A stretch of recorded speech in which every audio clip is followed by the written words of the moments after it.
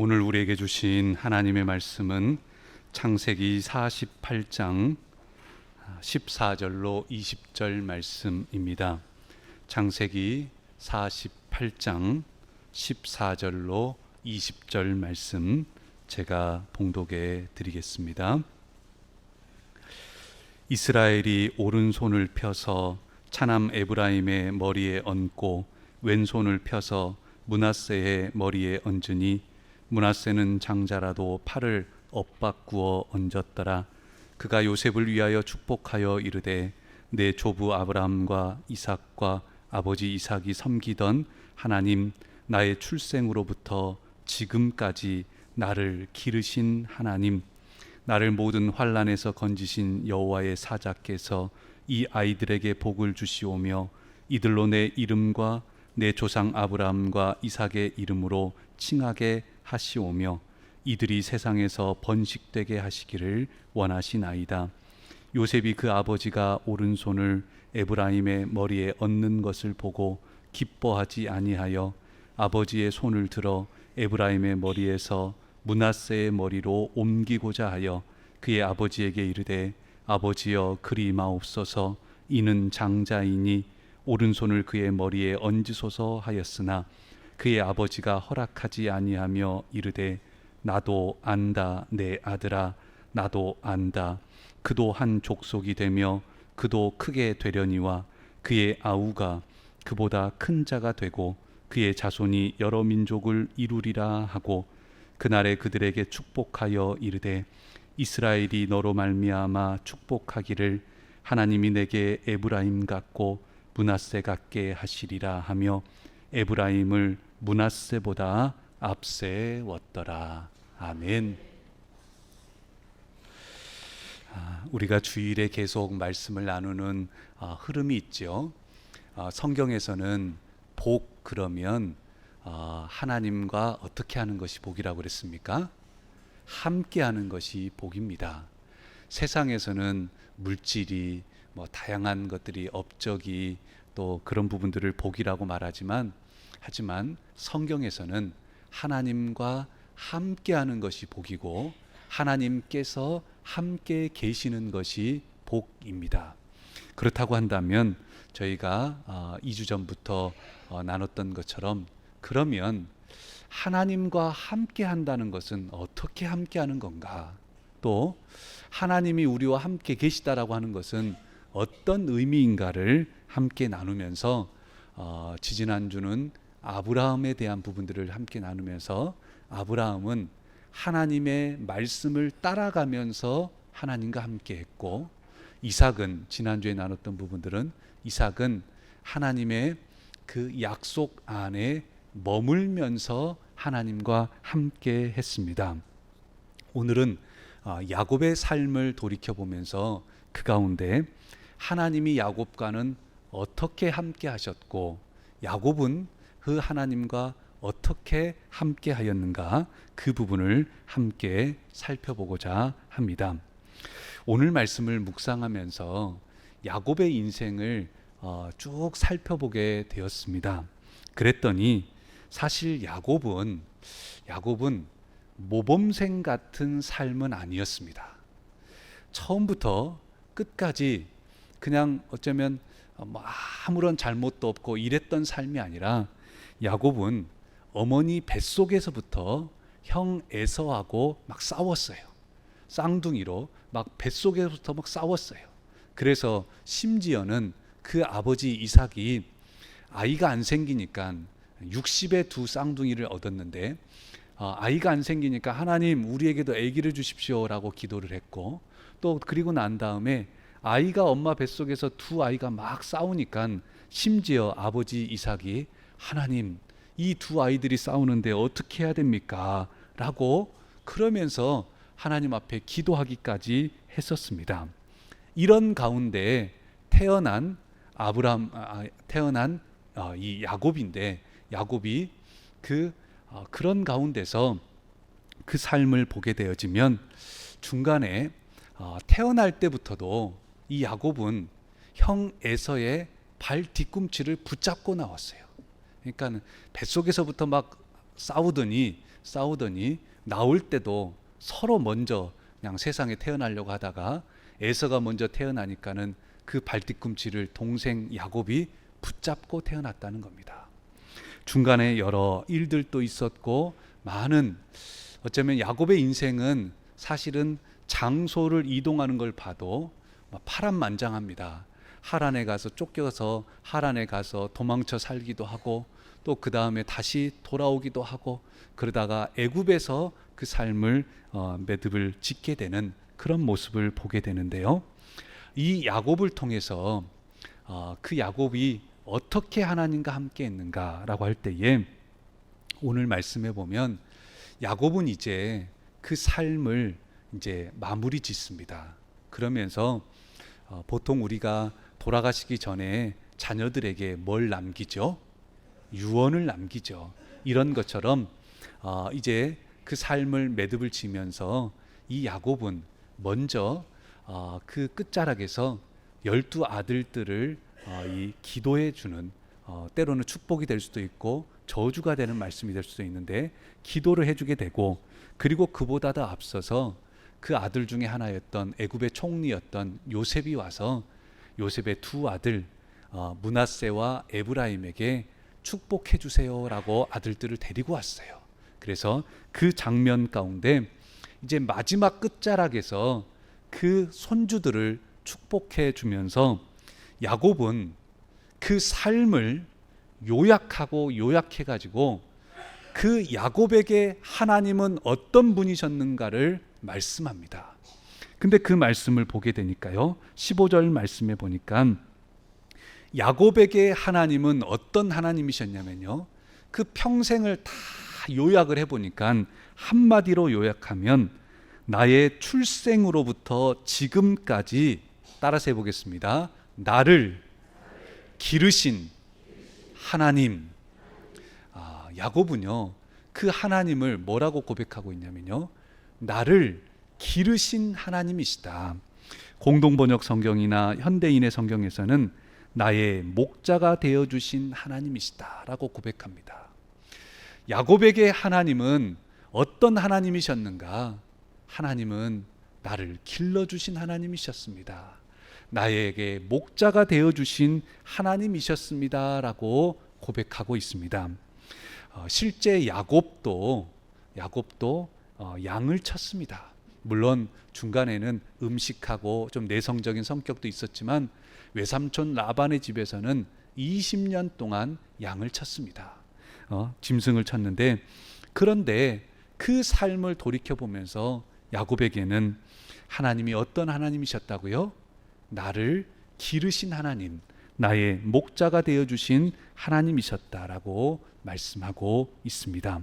그러면서 나를 기르신 하나님이시다라고 하시면서 야곱은 어떤 걸 고백하냐면요, 그 안에 내가 주도권을 가지고 있었던 삶이 아니었고 하나님이 나를 인도해 주셨고 하나님이 나를 이끌어 주셨습니다라고 하는 주도권이 하나님께 있었습니다라고 하는 것을 고백하고 있습니다.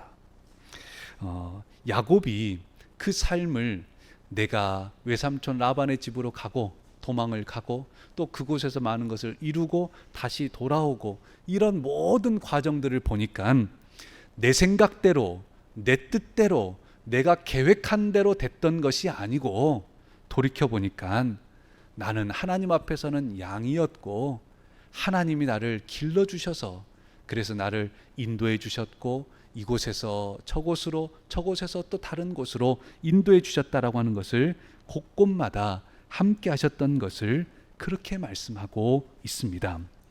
함께 한다라고 하는 말씀을 나눌 때에 때로는 우리가 자칫 잘못하면 오해를 할 수도 있고 착각을 불러올 수도 있습니다.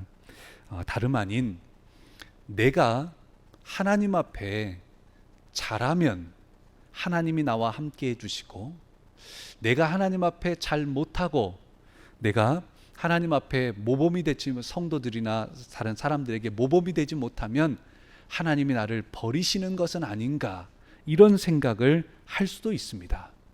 하지만 그 부분에 대해서 야곱은 서두에서도 말씀드렸듯이 모범적인 야곱은 아니었습니다.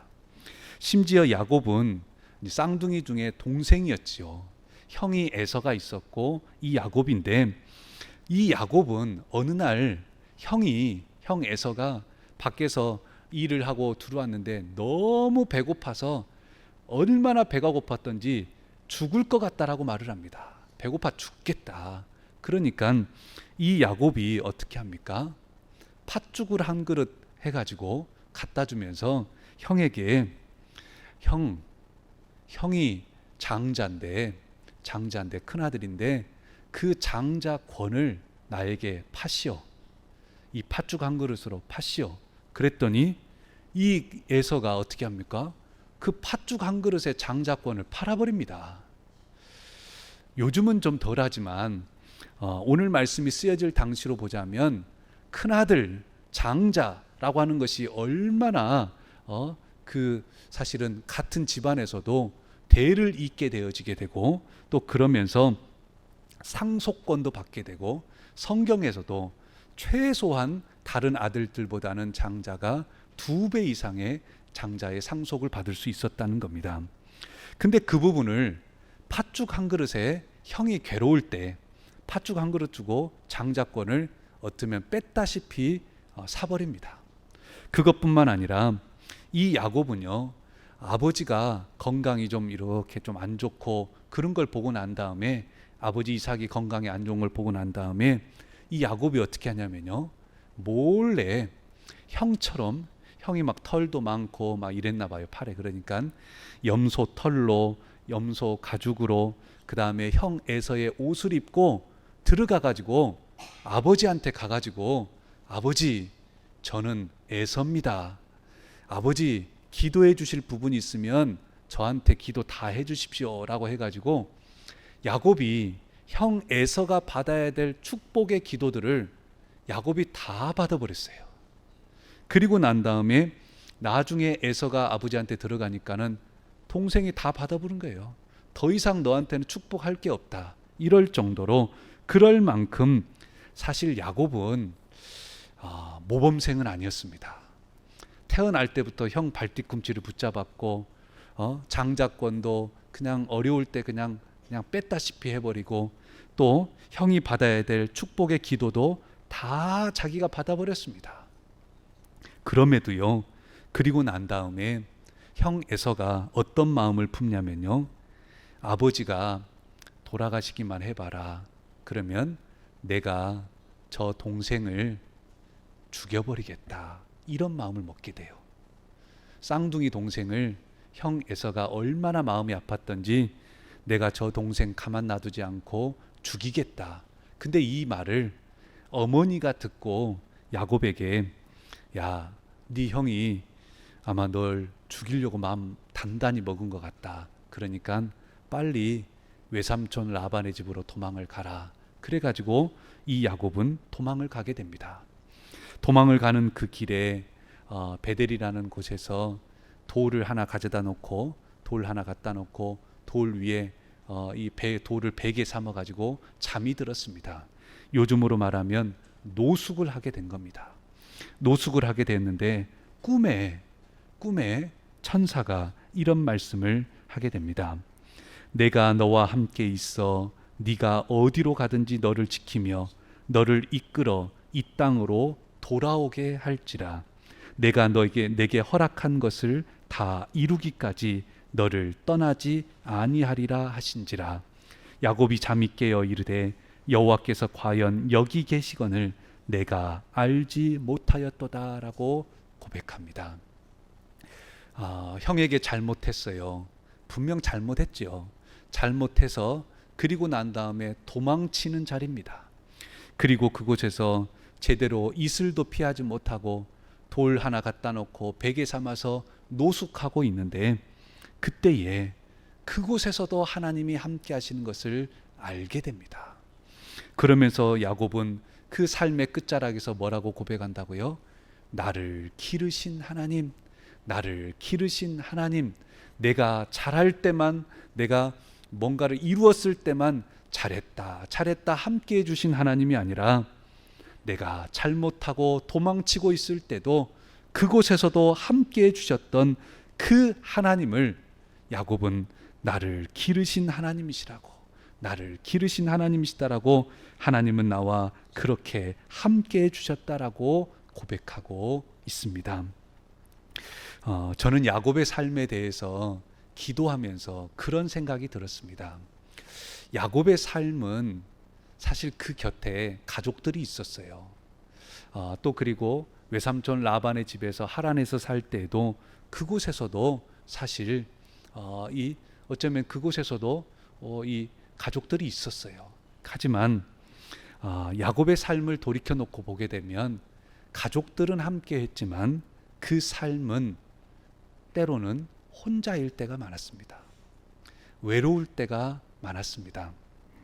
베델에서도 혼자 그곳에서 하나님의 잠자는 가운데 하나님의 음성을 듣게 되고, 또 그리고 외삼촌 라반의 집에서는 가서 살다 보니까 한 달 지나고 난 다음에 외삼촌이 네가 그냥 일해서야 되겠냐, 뭘 줄까라고 이렇게 해서 품삯을 논하게 되었습니다.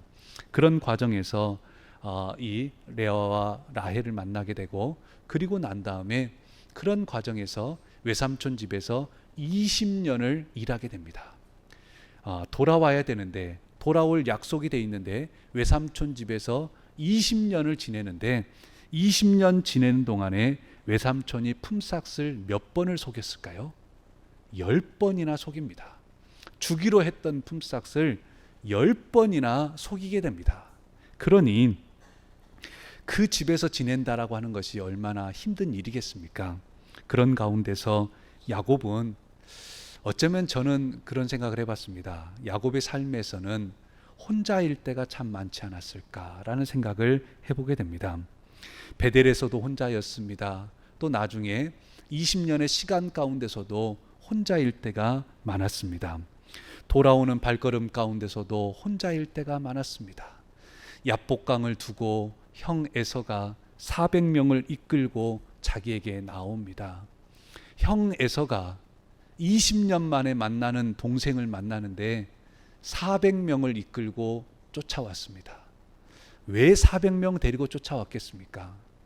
완전히 야곱을 쓸어버리겠다는 겁니다. 그때 죽이지 못했던 것이 한이 되었던지 야곱을 쓸어버리겠다라고 400명을 데리고 오게 됩니다. 그 밤에도 야곱은 혼자였습니다. 하지만 그때에도 기억해야 할 것은 하나님께서는 그 야곱과 함께하여 주셨다라고 하는 사실입니다.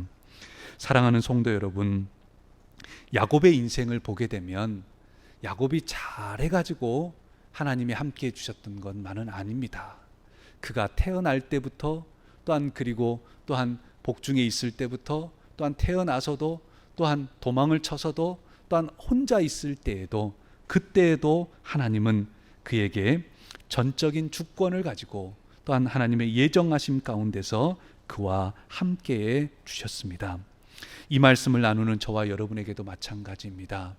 우리가 하나님과 함께 한다라고 할 때에 기억해야 할 것은 다름 아닌 하나님의 뜻대로, 하나님의 계획하심대로 우리를 이끌어 가신다라고 하는 겁니다. 내 생각대로가 아니고 내 뜻대로가 아니더라도 주권이 나에게 있는 것이 아니라 하나님께 있다라고 하는 것을, 그래서 주님은, 하나님은 나를 기르시는 목자이십니다라고, 기르시는 하나님이십니다라고 고백하는 겁니다. 양은 자기 생각대로, 자기 마음대로 돌아다니면 그냥 광야에서 죽을 수밖에 없는 존재가 양입니다. 그래서 양은 철저히 목자의 음성을 듣고 목자만 따라다녀야 됩니다. 그런 것처럼 야곱은 하나님께서 나를 기르시는 하나님이셨습니다라고 고백하고 계십니다. 고백하고 있습니다. 저와 여러분에게도 이 고백이 함께하기를 원합니다. 그때에 이 말씀에 보게 되면 하나님께서는 16절에 보게 되면 나를 모든 환난에서 건지신 여호와의 사자께서라고 하면서 하나님께서 야곱을 모든 환난에서 건지셨다라고 말씀하십니다. 형 에서를 피하여 하란으로 도망쳤을 때도 하나님이 구해 주셨고, 외삼촌 라반의 집에서 20년 살고 도망쳐 나오는데 외삼촌이 군사들을 이끌고 쫓아왔어요. 어찌합니까? 그냥 뺏어가 버리겠다고 쫓아왔습니다. 그때에도 하나님께서는 라반에게 너는 삼가 야곱에게 선악간에 말하지 마라. 뭘 잘했다 잘못했다 말하지 말고 그냥 잘 보내주어라. 이렇게 해서 하나님께서 야곱을 지켜주셨습니다. 또한 형 에서를 만나야 될 상황에서 야복강을 건너면 형 에서를 만나야 되는데 형은 400명을 이끌고 쫓아왔습니다. 그러니 그 상황이 어찌합니까? 하지만 그때에 그 밤에도 야곱은 천사와 씨름합니다. 하나님께 간구하고 기도하고 나아가면서 하나님 앞에 은혜를 구하며 나아갈 때에 창세기 33장 4절에 보니 에서가 달려와서 그를 맞이하여 안고 목을 어금 맞추어 그와 입 맞추고 서로 우니라라고 말씀합니다. 하나님께서 그 상황을 완전히 바꿔주신 겁니다. 형은 400명 이끌고 와서 동생 죽이려고 왔는데 하나님께서 그 상황을 완전히 바꿔주신 겁니다. 그래서 그 쌍둥이 형이 만나서 달려와서 맞이하고 안고 목을 어금 맞추며 입 맞추며 서로 울면서 칼로 죽이는 그 자리가 아니라 서로 화해하고 울며 하나 되는 자리로 만들어 주셨습니다. 이것이 하나님께서 야곱을 길러주셨던 그 길러주신 하나님의 모습을 보여주고 계십니다. 주님은 저와 여러분에게 선한 목자가 되어 주십니다. 그래서 양의 뜻대로가 아니라 선한 목자의 뜻대로 가장 좋은 대로 선한 곳으로 우리를 인도해 주십니다. 그리고 또한 여러 어려움이 있고 환난이 있을 때에 하나님께서는 그 모든 환난에서 건져주시면서 우리를 길러주시고 인도해 주십니다. 이 말씀을 우리 모두가 기억하시기를 바랍니다. 그러면서 또한 오늘 말씀 저희가 함께 읽었던 말씀을 보게 되면 야곱은 요셉이 애굽의 총리였던 요셉이 왕 다음으로 가장 높은 자리에 있었던 요셉이 그 두 아들을 데리고 왔습니다. 므낫세가 큰 아들이고 에브라임이 둘째 아들인데 그 요셉이 두 손주들을 데리고 와서 아버지에게 야곱에게 축복해 주라고 데리고 왔습니다. 오른손으로 큰 아들을, 왼손으로 작은 아들을 이렇게 축복해 줘야 되는데 요셉은 그렇게 데리고 왔는데 이 아버지가 어떻게 하냐면요, 손을 이렇게 하는 거예요.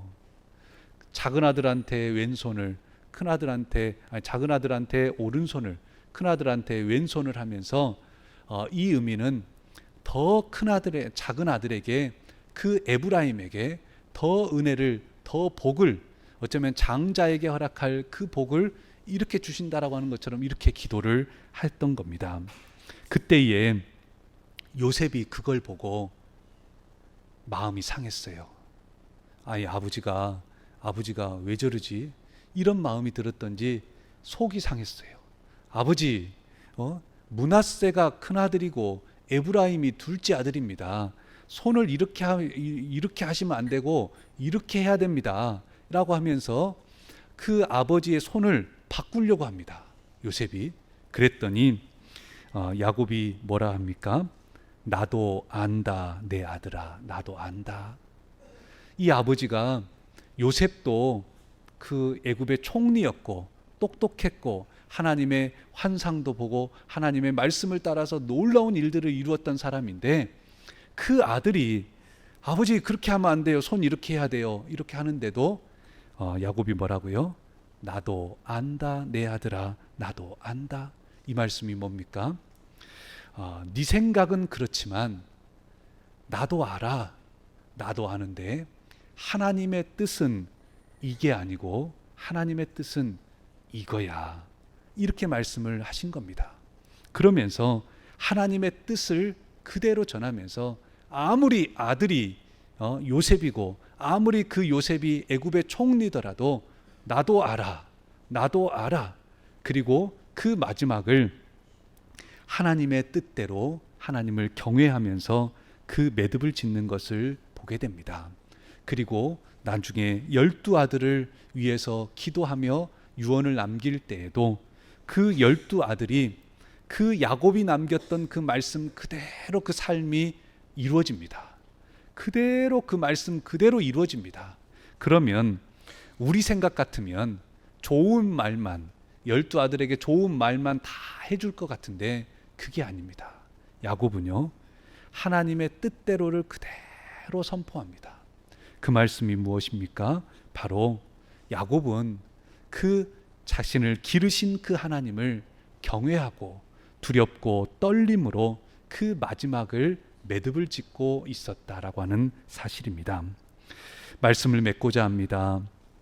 사랑하는 성도 여러분, 야곱은 그의 인생길 가운데 하나님께서 나를 길러주시면서 함께했다고, 하나님의 주권을 인정하고 하나님이 나를 길러주셨다고, 그리고 고난과 그 환난에서도 나를 길러주셨다고, 그러면서 또한 야곱은 그 하나님이 나를 길러주신 하나님을 향해서 자신은 하나님을 경외하며 함께하고 있습니다. 오늘 저와 여러분 모두도 우리를 길러주시는 하나님, 선한 목자 되신 그 하나님 앞에 하나님을 경외함으로 우리도 하나님과 함께하고 그 믿음의 길, 복된 걸음을 더해 가시기를 간절히 소망합니다. 기도하시겠습니다.